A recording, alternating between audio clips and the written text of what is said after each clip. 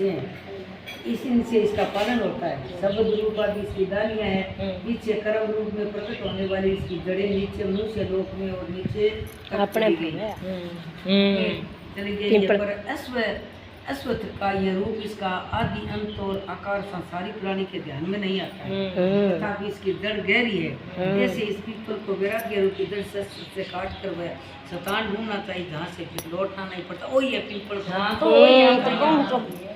और साथ ही ये विचारना चाहिए कि जिसमें ये पुरातन प्रवृत्ति उत्पन्न हुई है, उसी आदि पुरुष की शरण में मोह रहित, संतोष को जीतने वाले, आत्म ज्ञान से नियुक्त, सब कामनाओं से दूर, सुख दुख नामक द्रव्य पदार्थों से मुक्त ऐसे ज्ञानी पुरुष शाश्वत पद को जाते हैं, जिसे सूर्य चंद्र या अग्नि प्रकाशित नहीं करते। वही मेरा परम धाम है, वहाँ जाकर लौटना नहीं होता। मेरा सनातन अंशी जीव लोक का रूप धरकर प्रकृति में सुखी पांचों इंद्रियों और छठे मन को उसे चुराता है, जैसे वायु पुष्पादि की गंध को दूर शतान में ले जाता है। इसी प्रकार ये जय स्वामी शरीर धारण करने के बाद जब इसका परित्याग करता है, इसे तब इंद्रियों और मन को साथ ले जाता है। कान आँख कर्म जीव नाक और मन का से लेकर जीव विषयों का भोग करता है। एक देह से दूसरी देह को जाते विषयों का भोग करते हुए इसको मूर्ख देख नहीं सकते, किंतु ज्ञान रूप नेत्र है, ये देखते हैं। यत्न करने से योग्य इसे देख सकते हैं, परंतु अज्ञानी यत्न करके भी इसे नहीं देख पाते। जो तेज सूर्य चंद्रमा और अग्नि में वर्तमान है और जगत को प्रकाशित करता है, उसे मेरा ही तेज मानो। मैं पृथ्वी में प्रवेश कर अपने तेज से समस्त भूतों का धारण करता हूँ और इनमें रस स्वरूप चंद्रमा बनकर मैं ही औषधियों का पोषण करता हूँ।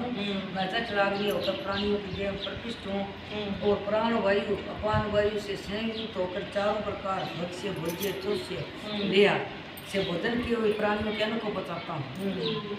संपूर्ण भूतों के हृदय कमल में निवास करता हूँ। मुझसे समृद्धि और ज्ञान और उनका नाश होता है। सब वेदों में जानने योग्य मैं ही हूँ, वेदांत का कर्ता और वेदों का ज्ञाता नहीं हूँ।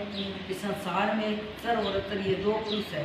जितने नाशवान प्राणी अभी चर कहलाते हैं और उसमें ऊँट तथा शेर शिखर के भांति क्षितिज जितने को अचर कहते हैं।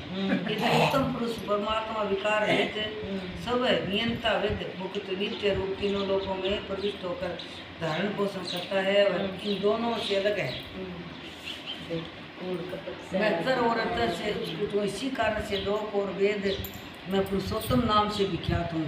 ये भारत जो ज्ञानी जन इस प्रकार से मुझको पुरुषोत्तम जानता है, वह सब कुछ जानता है और सर्वतो भाव से मेरा ही स्मरण करता है।